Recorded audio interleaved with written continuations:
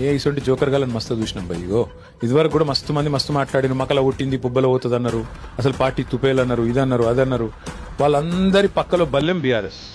ముట్టుకోమని ఎక్కడైనా ఒకటి ముట్టుకొని చూడమని చూద్దాం మేము కూడా.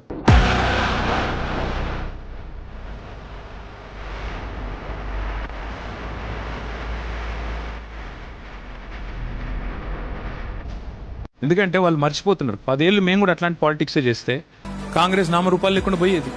ఇవాళ పాపం ఆయన అక్కస్సు ఆయన బాధ అంతా ఏంటంటే ఆయన పాపం కాంట్రాక్ట్ పద్ధతిలో అవుట్ సోర్సింగ్ పద్ధతిలో సీఎం అండ్ పేమెంట్ కోటాలో ఆయన బాధ అంతా ఏంది, సొంత ఐడెంటిటీ లేదు, ఇంకా ఎవరు గుర్తుపడతలేరు, ఆయన ఐడెంటిటీ క్రైసిస్ లో ఉన్నాడు.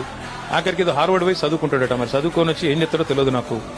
కానీ ఇప్పుడు హార్వర్డ్ పోయి చదువుకున్న కానీ మరి లాగుల తొండలు లేకపోతే అదేంది మెడల పేగులు ఇవన్నీ బంద్ అయితే అని ఆశిస్తున్నాం.